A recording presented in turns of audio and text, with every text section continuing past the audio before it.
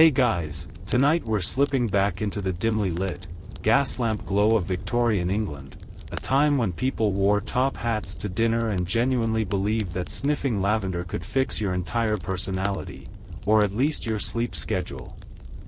You've just arrived in London, and, lucky you, it's the 1880s. You're not rich, you're not poor, but you are spectacularly jet-lagged. Or, whatever the 19th century version of that is. Let's just say, you're tired. And you're about to find out how weird things get when a society obsessed with manners, corsets, and clocks tries to deal with a good old-fashioned case of insomnia. So, before you get comfortable, take a moment to like the video and subscribe, but only if you genuinely enjoy what I do here. And hey, drop a comment to tell me where you're listening from, and what time it is in your city right now. I love knowing who's drifting off with me around the world. Now, dim the lights, maybe turn on a fan for that soft background hum, and let's ease into tonight's journey together. You're standing on a foggy London street, clutching a scrap of paper with your lodging address scribbled on it. The gas lamps flicker with a golden haze, and the air smells like coal smoke, horse manure, and just a whisper of roasted chestnuts. Welcome to Victorian London, at night. Your boots click against the cobblestones as you drag your heavy leather suitcase behind you. Honestly, all you want is sleep. But you're about to find out that in this era, sleep isn't something that just happens. It's practically a national obsession. The first thing you notice? Every pharmacy window glows with mysterious bottles labeled things like dream elixir, midnight syrup, and slumber tonic. There's no ibuprofen on display, no skin cream, just rows and rows of products promising 8 hours of dreamless bliss. You've never seen a society work so hard to fall asleep. You walk into a small apothecary called Gray & Sons. The shopkeeper, a gentleman in a waistcoat and single monocle, sizes up your eye bags like he's measuring you for a coffin. You look like you've wrestled with the devil and lost, he says cheerfully, reaching for a bottle. Try the Nightingale calmative. Even Her Majesty's horses sleep like babies after this. You're about to say yes, until another customer cuts in to warn you that drinking it made him dream he was a pudding stuck in a cupboard. Unable to decide, you politely back away and make your way to the inn, still very much awake. The boarding house is warm and slightly floral, with wallpaper that looks like your grandma's curtains. The landlady welcomes you with a steaming mug of dark, muddy liquid. Boiled lily root and oak bark, she explains proudly. Been in the family for generations. Drink this and you'll be out cold in an hour. You take a sip. Let's put it this way, it tastes like someone steeped a garden in bathwater, then whispered the idea of sugar near it. You smile weakly and set the cup down. You're quickly realizing that sleep here isn't just a nightly routine, it's a cultural event. Everyone you meet has a theory. Some swear by soaking their feet in cold water. Others place a warm stone over their chest to calm the heart. There's even a woman who insists on writing down her worries and burning the paper before bed, Victorian emotional damage, but make it cozy. Sleep, in this era, has evolved from a biological necessity into a skill. Something you must learn. Practice. Master. Possibly fail at. You slip into your nightclothes, which you packed, of course, though your landlady insists a long undergarment is enough, and lie down on the impressively hard bed. You blow out the candle, but the room doesn't go completely dark. The glow of the gas lamps leaks through the curtain like ghosts whispering, "Still awake?" You toss. You turn. You count sheep, starting in Scotland and ending somewhere in Wales. You start to wonder if skipping the muddy tea was a mistake. Maybe it was the lack of vetiver incense, which your guidebook swears by. Though some modern historians debate its actual effectiveness, suggesting the real benefit was simply trying something, anything, to feel a little less alone in the dark. You close your eyes and promise yourself, tomorrow, you'll learn more about these wonderfully weird Victorian sleep hacks. Otherwise, you're not sure you'll survive your first week in the 19th century. You wake up groggy, though it's hard to tell whether you actually slept or just stared at the ceiling long enough to lose your grip on time. The coal stove in the corner has gone out. Your breath clouds in the air. Welcome to your first full morning as a sleepless Victorian. Downstairs, the landlady greets you cheerfully, too cheerfully for someone who apparently chugged a mug of boiled tree bark before bed. She offers you breakfast, toast, jam, and a surprisingly thick porridge that seems to be made of ambition more than oats. But before you can tuck in, she mentions something with a glint in her eye. You should meet my cousin, she says.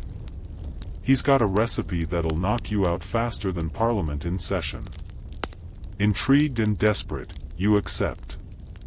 And that's how you find yourself walking 3 streets over to a small, ivy-covered row house where a man in his 60s welcomes you in while stirring something murky in a large ceramic pot. He's wearing 2 pairs of socks and exactly 0 shoes. This, he says, holding up a ladle like it's the Holy Grail, is sleep. You peer inside. The liquid is grayish. There are floating bits. Possibly flower petals. Possibly not.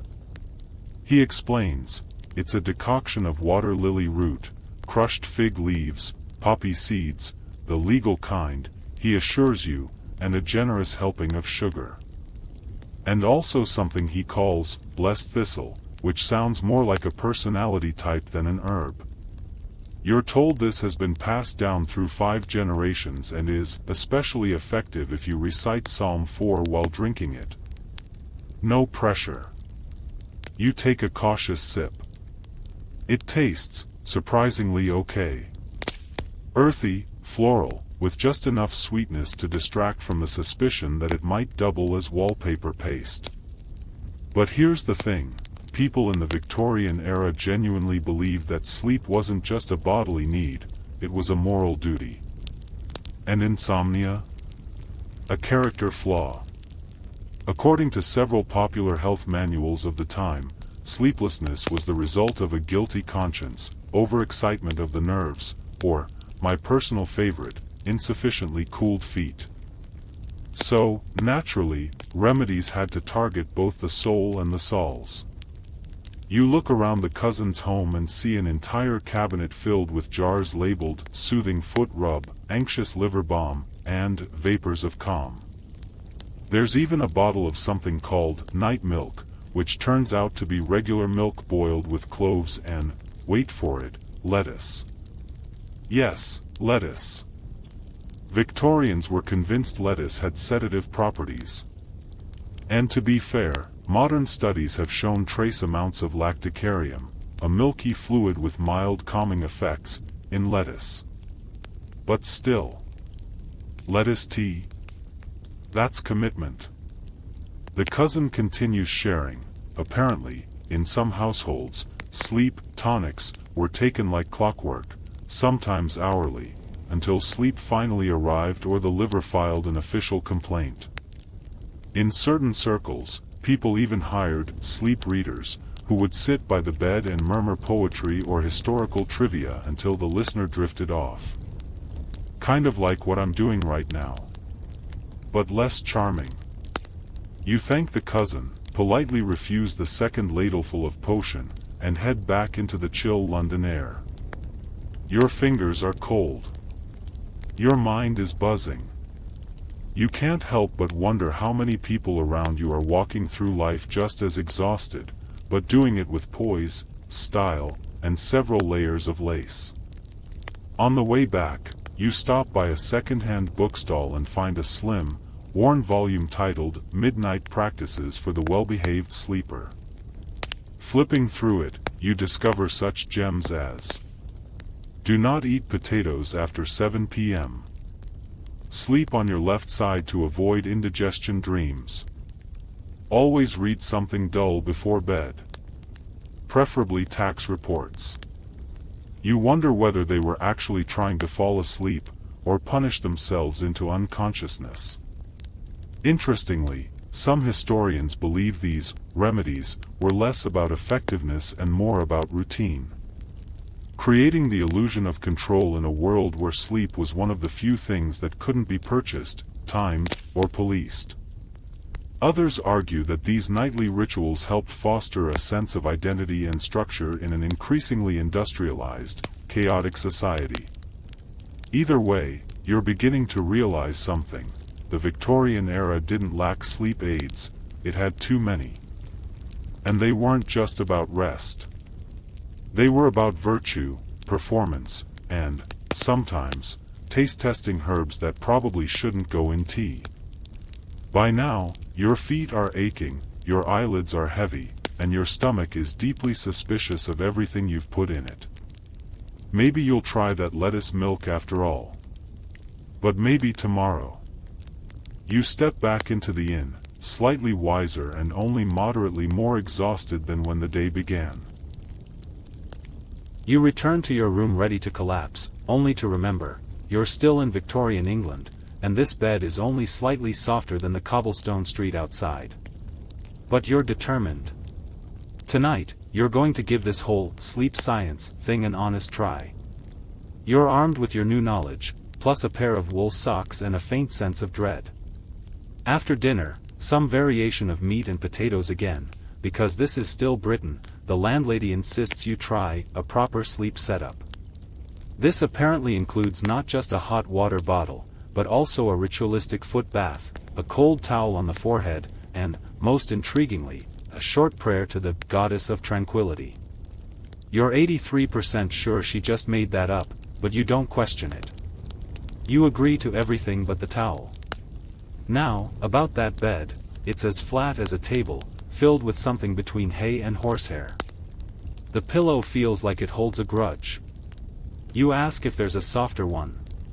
Your landlady raises an eyebrow and replies, softness invites nightmares. Of course it does. As you settle in for the night, you remember something from your little book. If sleep evades you, consider adjusting your mattress orientation according to magnetic lines. You pause. Magnetic lines? Like a compass? You briefly debate rotating the bed. Then you remember you're in a narrow room with one wall blocked by an armoire and the other by a poorly placed chamber pot. The bed stays where it is. You pull on your thick wool socks, another popular recommendation, meant to draw heat away from the head and into the extremities.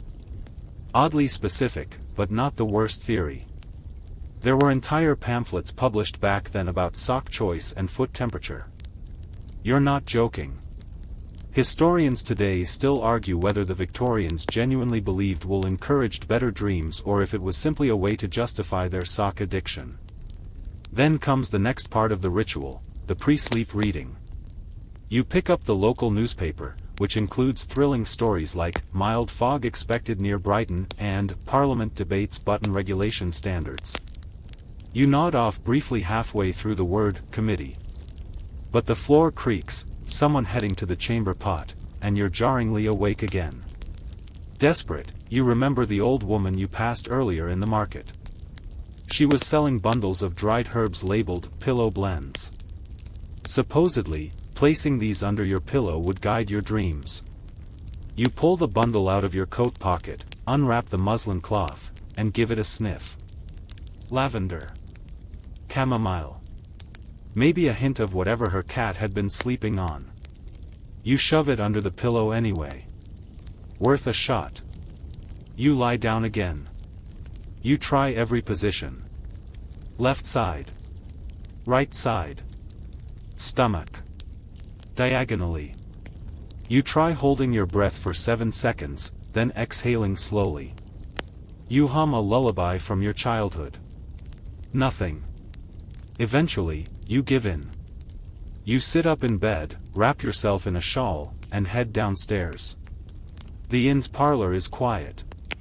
A grandfather clock ticks steadily in the corner.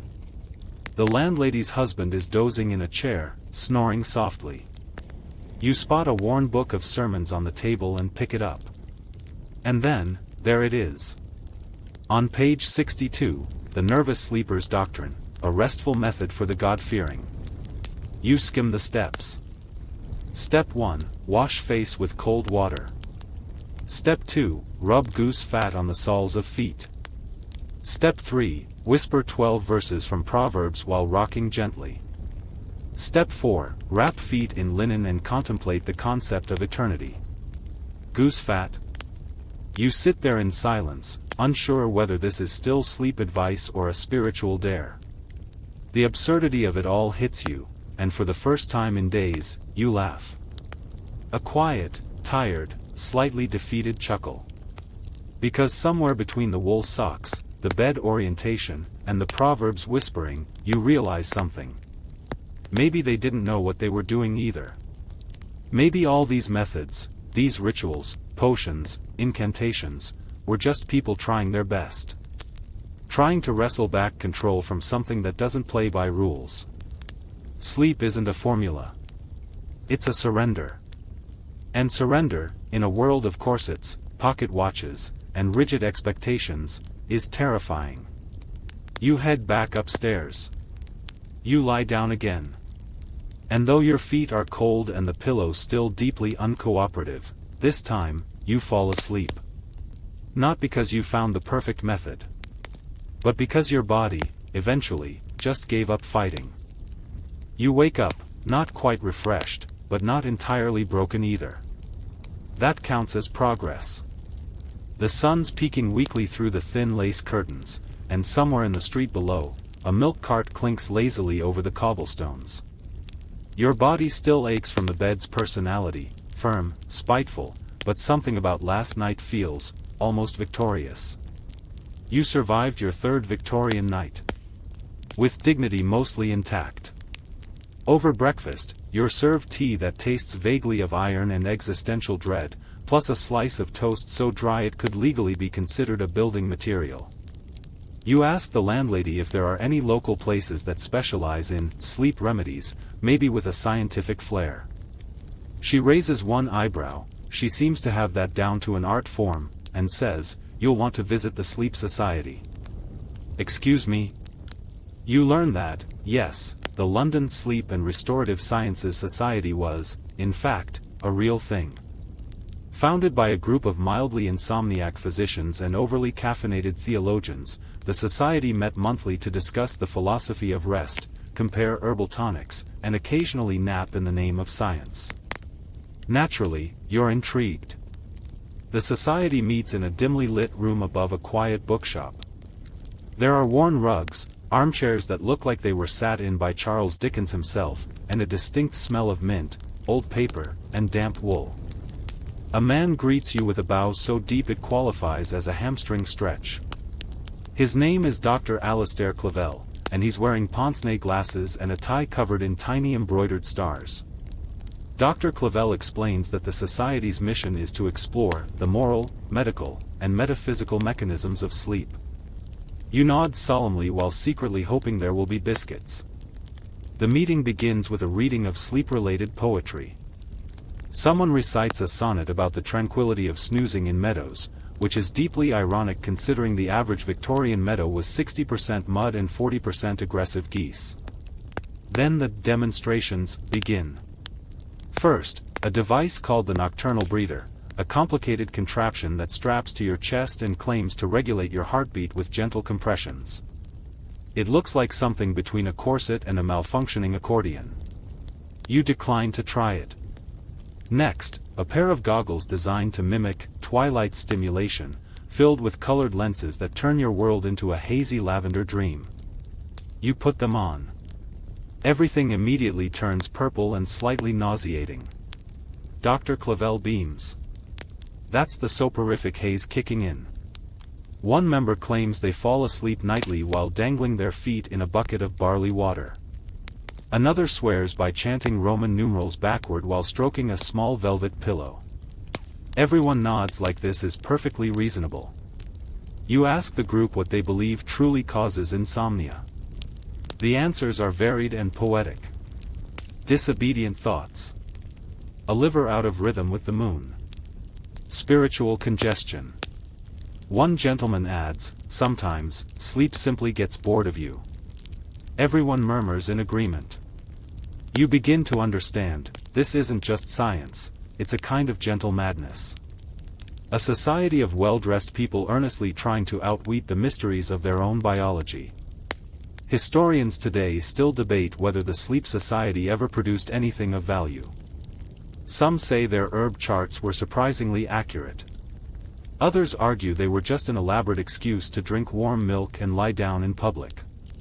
But sitting here, sipping soothing cordial number 9, which tastes like elderflower and very old lemons, you can't help but admire the dedication.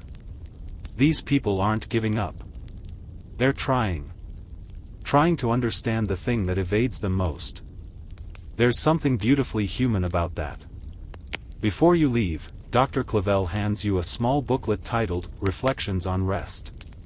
It's filled with handwritten notes, sketches of reclining postures, and a quote you underline without thinking. Sleep is not escape. It is return, to the self, to silence, to softness.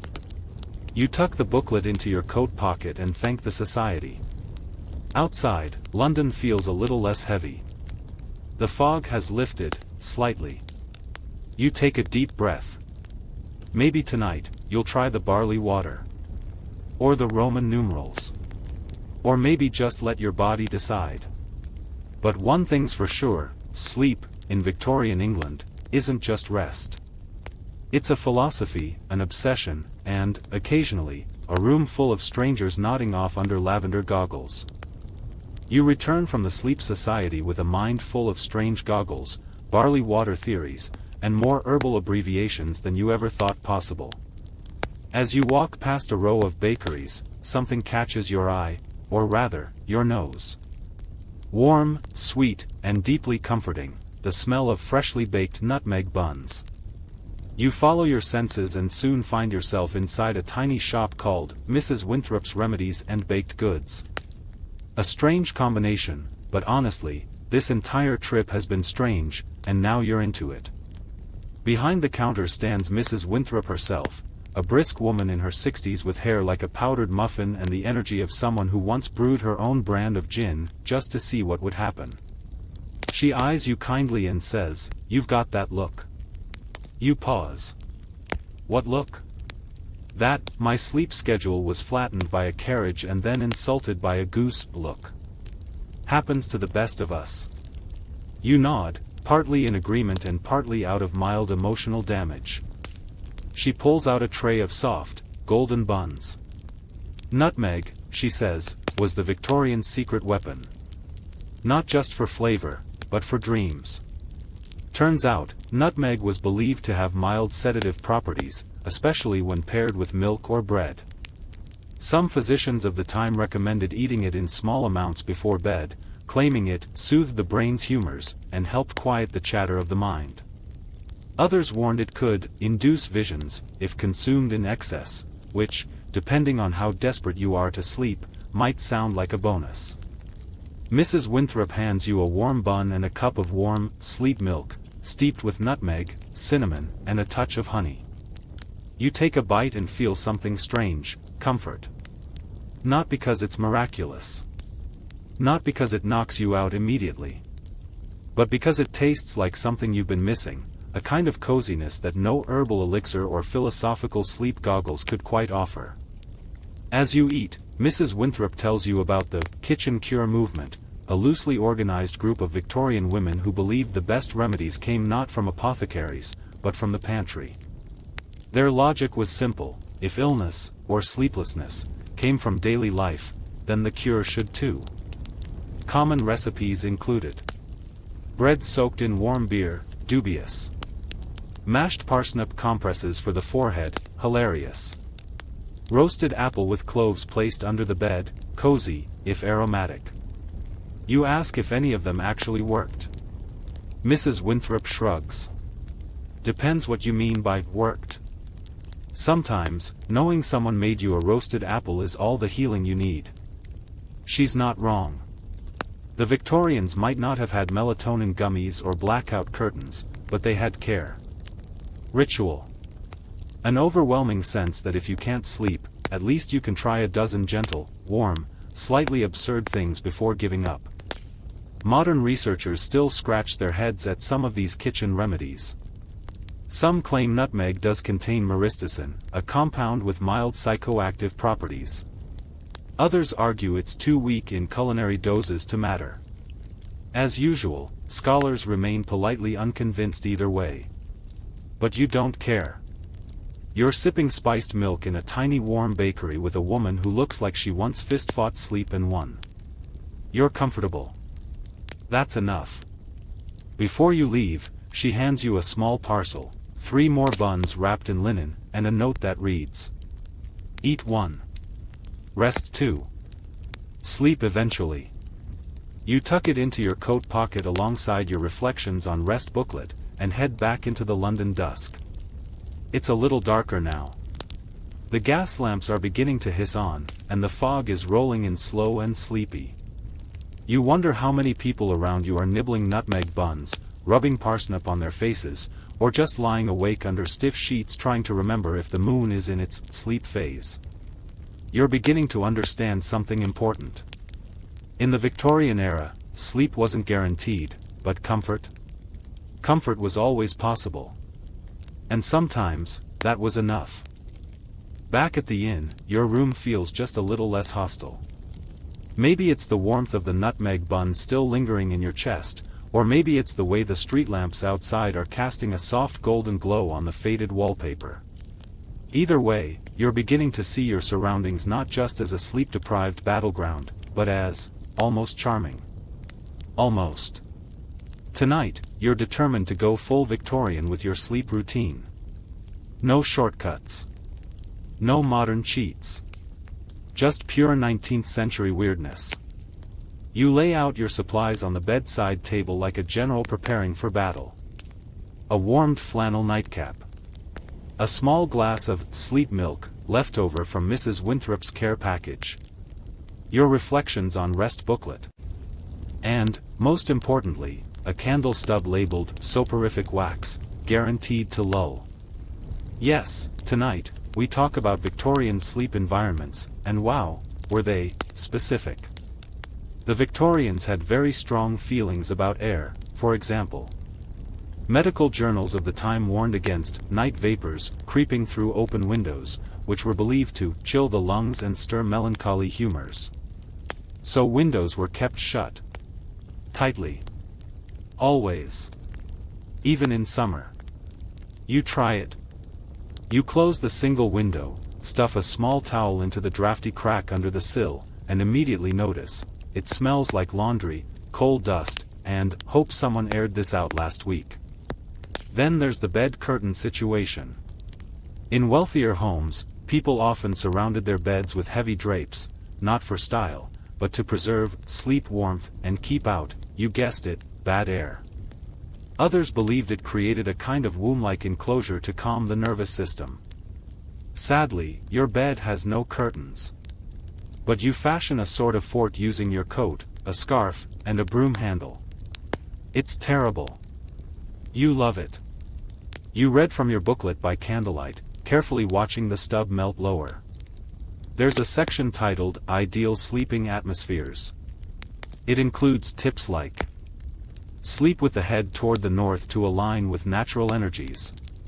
Remove all ticking clocks, rhythm disrupts soul harmony. Avoid mirrors, which may reflect dreams back into the mind. You suddenly remember, there's a mirror directly across from your bed. You toss a towel over it. Just in case. What's strange is, it sort of works. Not in the way that you instantly fall asleep, but the ritual, the deliberate pacing of it all, makes your body begin to slow.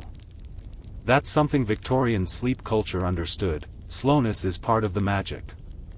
The candle dims further, casting flickering shadows on the wall.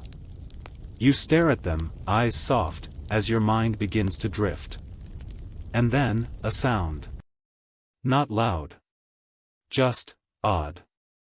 A gentle clink, then a shuffle. You sit up slightly, heart doing a cautious tap dance. Then you realize, it's just the tenant next door, following their own sleep ritual. Maybe rearranging bed warmers. Maybe chanting Roman numerals into a teacup. Who knows? Because yes, the Victorians believed strongly in shared sleep rhythms. Families often slept in the same room, sometimes in the same bed. Privacy wasn't the point, warmth and a mutual sense of bedtime order were. The idea of everyone winding down together wasn't quaint, it was strategy. You glance at your reflection in the window, barely visible now in the dark. You're wrapped in scarves, slightly sweating from lack of air, surrounded by makeshift curtains, and about to drink warm milk that may or may not contain the dreams of 1,000 anxious poets. And you know what? This is kind of perfect. Because the truth is, no one really knew how to sleep, then or now. Everyone was trying their best, with candles, with curtains, with parsnip juice and foot rubs and whispered psalms. And you? You're part of that strange, sleepy lineage now. You lie back down. You pull the scratchy blanket up to your chin. The candle gives its final flicker and fades. For a moment, the room is completely still. And for once, so are you. Morning comes again, soft, gray, and a bit reluctant, much like your body. You find yourself oddly nostalgic for the chaos of last night's bedtime rituals. Before you can dwell too long, the landlady knocks and announces tea is ready downstairs, with a side of interesting news from the evening papers. You shuffle down and sit with a cup of weak tea, too weak to keep you awake, just strong enough to make you feel Victorian. The papers are full of curious little snippets, debates on whether cats should be taxed, a scandal involving the Earl's missing socks, and a letter to the editor about a remarkable new remedy for sleeplessness, the mechanical dream catcher. Curious, you ask around and soon discover this contraption is a sort of early sleep machine designed by an eccentric inventor.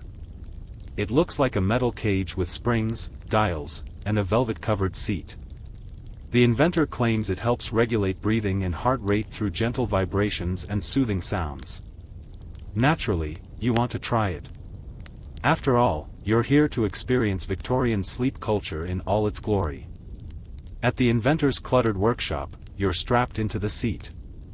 The machine hums softly, and a fan blows a warm breeze laced with lavender and something you can't quite place, maybe burnt toast. The vibrations ripple through your body, mild and oddly comforting. While the machine does lull you into a relaxed state, the inventor confesses that it often leads to random musings or mildly amusing hallucinations, especially if you fall asleep too quickly. You close your eyes and imagine the debates of Victorian doctors about the efficacy of these devices. Some hailed them as revolutionary aids in the battle against insomnia. Others dismissed them as fancy parlor tricks. The truth? Historians still argue today whether they helped sleep or just distracted people long enough to get tired. Back at your room, you muse on the relationship Victorians had with technology and rest. At a time when factory whistles dictated schedules and gas lamps replaced candles, people longed for control over their body's most mysterious function, sleep. Their attempts might seem strange, humorous, or even futile. But behind every tonic, every gadget, every strange ritual, was a profound desire to find peace in the chaos of modern life. Tonight, as you prepare for bed, you think about how far we've come, and how much remains the same. The gentle hum of a machine, a warm drink, a quiet mind. Maybe these are the true timeless sleep aids. You lie down, still wrapped in scarves and hope, and let the day's stories dissolve into dreams. You wake up to another foggy London morning, the kind that makes the gas lamps flicker on just as you finish breakfast. Today, you're curious about the Victorian understanding of dreams, those strange nightly movies your brain insists on showing whether you like it or not. Because, of course, sleep and dreams were inseparable in their minds. Victorians believed dreams weren't random, they were messages, sometimes warnings, sometimes divine insight. One popular theory? Dreams were your soul's nightly journey, slipping into other worlds while your body rested. And naturally, dreams could be influenced by what you ate, thought about before bed, or even the position of the moon. You recall the advice from an old medical text tucked in your coat pocket: avoid eating rich meats or cheese at supper lest the night bring visions too vivid to bear. The thought makes you eye last night's nutmeg bun with newfound suspicion. The real curiosity lies in how Victorians tried to control their dreams. Some used dream pillows, little sachets filled with herbs like lavender, hops, or valerian, tucked under their heads to invite pleasant dreams and ward off nightmares. Others wrote down troubling thoughts before bed, hoping that, casting off the mind's burdens, would ease their sleep. You try a simple experiment tonight. Before bed, you scribble down your worries on a scrap of paper and set it aside, like the Victorians did. Then you press the lavender sachet firmly beneath your pillow. There's an odd comfort in the ritual. Your mind quiets just a little as you lie back, the scent of lavender mingling with the fading candlelight. You wonder how many people in Victorian London did the same, each with their own tiny act of hope against the night. Historians today debate how effective these dream control methods were. Some argue it was pure superstition, others think the calming effect of ritual itself brought real relief. The truth, as usual, probably lies somewhere in between. As you drift toward sleep, you smile quietly, feeling oddly connected to those sleepless souls from long ago, each of you searching for peace in a restless world. The morning light filters weakly through your curtains, and you find yourself craving something stronger than tea, something to jolt you awake after these long, foggy nights. But instead of coffee, you discover that the Victorians had a peculiar relationship with evening tonics and bitters, some designed to soothe, others to stimulate. It's a confusing cocktail of remedies meant to balance the body's humors, or so they claimed. You visit a quaint apothecary where the shelves are lined with bottles labeled St. John's Wort Elixir and Gentleman's Nerve Tonic.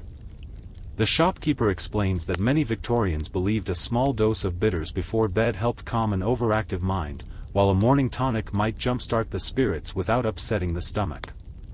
One concoction you find particularly amusing is the syrup of poplar bark. Supposedly, it was both a pain reliever and a sleep aid, but with a taste so bitter it could wake the dead and put them back to bed. You dare not try it but buy a tiny bottle as a souvenir of your increasingly strange voyage into Victorian sleep culture. Later, you learn that these bitters and tonics often contained alcohol or opiates in small amounts, perfectly legal and widely used before modern regulations. This means many Victorians were basically self-medicating, sometimes with surprising effects. You recall the story of a famous Victorian poet who reportedly wrote half his best work under the influence of laudanum, a tincture of opium. Scholars still debate how much the drug fueled his creativity versus how much it contributed to his infamous insomnia and melancholy. It's a sobering thought: the very remedies meant to lull people into rest sometimes tangled them deeper into sleepless nights or hazy days. You sip your weak tea, pondering this paradox. Sleep aids that soothe but complicate. Medicines that promise calm but sometimes breed dependence. Yet, despite all this, the Victorian era's relentless curiosity and experimentation with sleep and rest laid groundwork for modern sleep science, proving that even in times of mystery and uncertainty, human beings strive for one simple thing: a good night's sleep. You tuck your souvenirs away and prepare for another night, wondering what strange, gentle trick you'll try next. You wake to the soft patter of rain against your window, and the faint scent of damp earth drifts inside.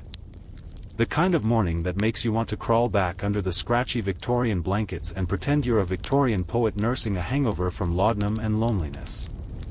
But instead, you decide to delve deeper into the peculiar world of Victorian sleep hygiene, a term that might make you chuckle if you imagine it as Victorian-era, clean sleep manners.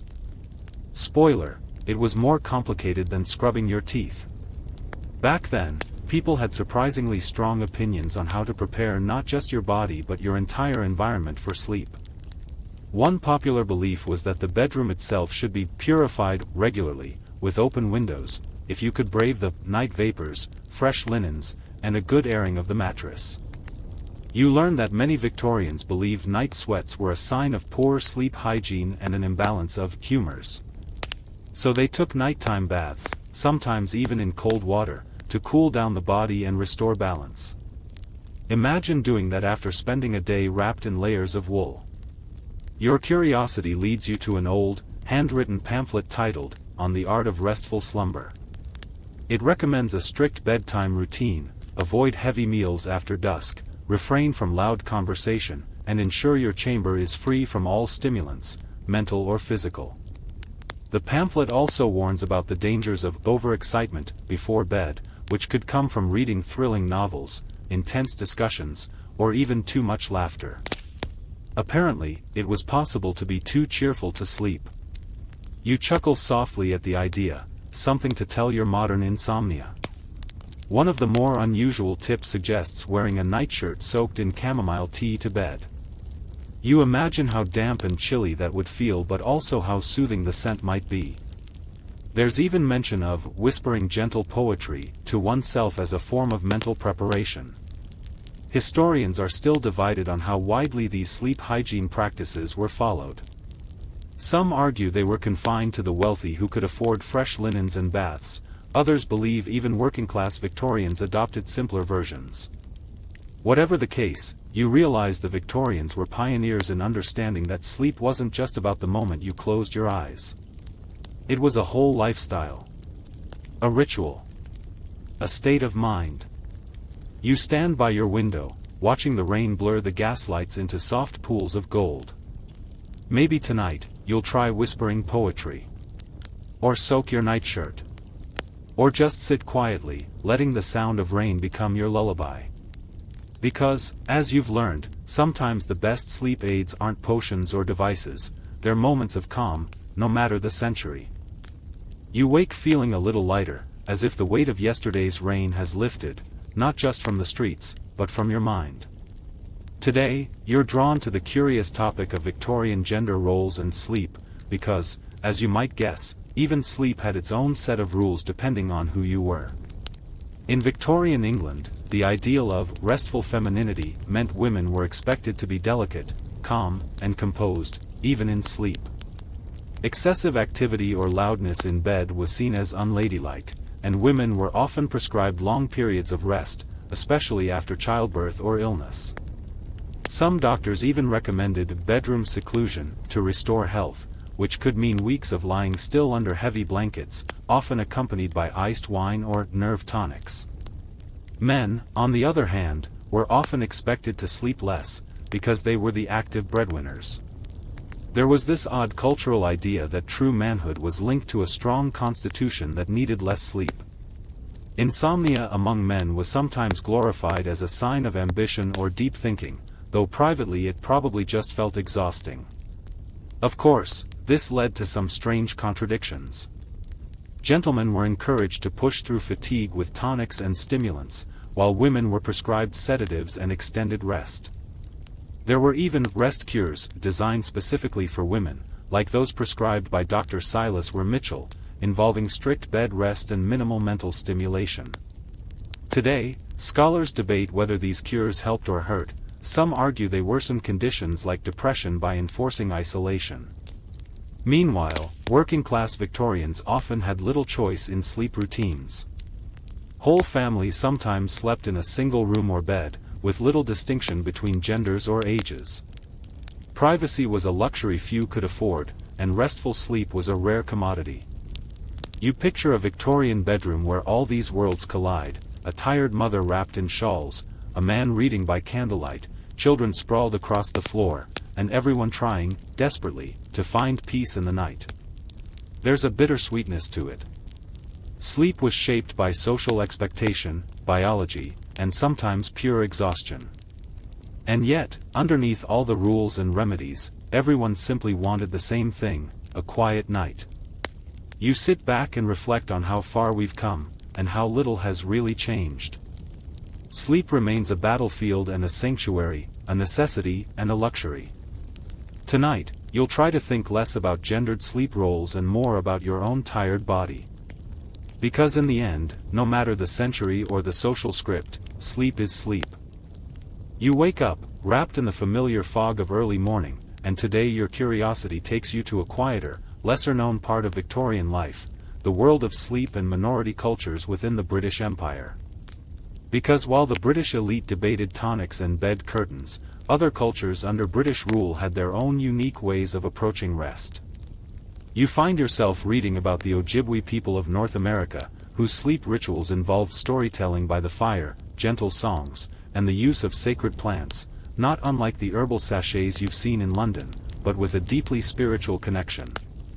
Sleep was less about battling insomnia and more about entering a liminal space between the physical world and the spirit world. Meanwhile, in parts of India, you discover that the concept of sleep was intertwined with Ayurveda, an ancient healing system that emphasized balance. Sleep was seen as one of the three pillars of health, alongside diet and lifestyle. Ayurvedic sleep remedies included oil massages before bed, cooling foods, and specific sleep postures to align energy flow. These approaches contrast sharply with the industrialized, regimented Victorian lifestyle. There's a gentleness, an acceptance of sleep's mystery, and a recognition that rest is part of a larger harmony. You learn that many Victorian scholars were aware of these traditions but often dismissed them as exotic or primitive. However, some began to wonder if Western methods were too rigid, too focused on control and measurement, missing the holistic essence of rest. As you reflect, you feel a softening in your own approach to sleep. Maybe it's not about fighting or conquering sleep but about listening to what your body and spirit need. You try to imagine yourself in a small Ojibwe campfire circle, hearing the low hum of stories blending with the crackle of flames. Or in a quiet Indian home, feeling the soothing warmth of a pre-sleep oil massage. Victorian England may have been filled with corsets and coal smoke, but across the empire, rest looked very different, and those differences offer gentle lessons about flexibility, ritual, and respect. You lay back on your slightly lumpy mattress, now feeling like part of a much bigger, sleepier world. You wake to the muffled sounds of London stirring, the city slowly shaking off its morning haze. Today, you find yourself pondering one of the more peculiar aspects of Victorian sleep culture, the role of sleep medicine and early pharmacology. You stroll into a dimly lit apothecary filled with shelves of glass bottles, labeled in neat copperplate script. The pharmacist, a kindly older man with spectacles perched on the tip of his nose, offers you a sample of a popular remedy called laudanum. Laudanum, you learn, was a tincture made from opium dissolved in alcohol. It was used widely, not just for pain, but also as a sleep aid. In fact, it was so common that even children were sometimes given diluted doses. The paradox? While it could induce sleep, it was highly addictive and could cause all sorts of complications. You imagine the Victorian housewives and laborers alike, relying on laudanum to chase away the long, sleepless nights. It was a double-edged sword, comfort mixed with danger. You also discover other, sleep medicines, that were less potent but equally curious, herbal concoctions with valerian root, hops, and even henbane, a plant known for its sedative yet hallucinogenic effects. Victorian apothecaries often compounded these with strict dosage instructions, though, as you might guess, the lines between cure and overdose were blurry. Historians today debate whether these early sleep medicines did more harm than good. Some argue they paved the way for modern pharmaceuticals, others see them as a cautionary tale about chasing quick fixes. You ponder the blurred line between natural remedies and chemicals, between comfort and dependence. The Victorians were pioneering in many ways but also struggling with the same human vulnerabilities we see today. As you leave the shop, the pharmacist hands you a small bottle labeled Gentle Night Drops, use sparingly. You tuck it into your coat pocket, wondering if it's a souvenir or a sleep challenge. Back in your room, the candlelight flickers, and you prepare for another night, this time with a deeper respect for the complex history of sleep medicine. You awake to the soft creaks of the old and settling around you, the familiar London fog pressing against your window panes. Today's journey takes you into a curious niche of Victorian sleep culture, the strange and whimsical world of sleepwear and bedtime attire. While you might assume Victorians wore somber, heavy nightgowns and nothing else, the reality is far more colorful, and sometimes outright peculiar. For example, wealthy Victorians often owned nightshirts embroidered with intricate patterns and made of soft, breathable fabrics, designed not just for comfort but also to showcase refinement, even in sleep. But not everyone enjoyed such luxury. Many working-class Londoners wore whatever they could, patched linens, hand-me-downs, or sometimes no designated sleepwear at all, making do with layers of clothing that doubled for day and night. One curious trend you discover is the use of night caps, not just the knitted wool hats you imagine, but sometimes scented with lavender or camphor to promote relaxation. Some night caps were even infused with tiny pouches of herbs sewn inside, intended to keep away bad dreams or ward off chills. Then there's the less-known phenomenon of the cold water nightshirt. Some Victorians, believing cold water invigorated the body, would soak their nightshirts before bed or sleep in damp linens to cool the spirits. You shudder at the thought but admire the dedication. Historians are still debating how widespread these practices truly were. Some suggest they were confined mostly to urban areas with access to laundries and apothecaries. Others believe rural folk had their own variations, often simpler but no less ritualistic. You imagine yourself slipping into an embroidered nightshirt, the scent of lavender rising softly as you tuck in your nightcap. There's an intimacy to these small details, a way sleepwear bridges the gap between public persona and private rest. Tonight, as you settle beneath your blanket fortress, you consider the power of clothing, not just for protection or warmth but for the mind's transition into sleep. Sometimes, even a small comfort, like a soft fabric or a familiar scent, can cradle you gently into dreams. The Victorians knew that better than most. You wake to a pale morning light filtering through your window, and as you stretch under the weight of another restless night, you find yourself reflecting on the grand tapestry of Victorian sleep customs you've explored. From nutmeg buns to sleep societies, from lavender sachets to laudanum's paradoxical embrace, it's clear that sleep was more than a biological need, it was a cultural quest, a puzzle wrapped in layers of belief, science, and ritual. You think about the many hands that shaped these customs, the doctors prescribing strict bed rest, the apothecaries mixing mysterious tinctures, the poets whispering about dreams, and the everyday people weaving their own quiet practices in the dim light of their bedrooms. Some remedies were grounded in early science, others floated somewhere between superstition and hopeful invention. Historians still debate many aspects of Victorian sleep culture. How effective were their medicines? How widespread were their rituals? Were they healing themselves, or just soothing anxieties? The answers remain as elusive as the perfect night's rest.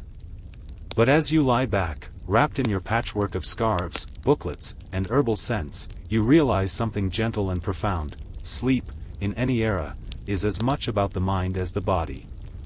It's about surrender and struggle, comfort and curiosity. Tonight, you close your eyes, carrying with you the echoes of Victorian whispered prayers for rest, the soft rustle of bed curtains, and the warm hope held in a nutmeg bun. Sleep is not just escape, it is a return to softness, a reunion with silence. And with that thought, you drift into a peaceful, quiet darkness. Now, as promised, here is the gentle closing passage to ease you into sleep. The night deepens, and your breath slows, soft and steady like the gentle waves of a calm sea. The world fades around you, the flickering candlelight replaced by the quiet glow of dreams. Each thought softens and floats away, like petals on a gentle breeze. You are cradled by time itself, wrapped in the warmth of centuries past, connected to every soul who ever sought rest beneath the same stars. There is no hurry here, only the tender unfolding of night. Let yourself surrender fully to the quiet. Let your body and mind find their rest, knowing that sleep is a gentle friend, waiting patiently to carry you home. Good night, dear friend. Sweet dreams.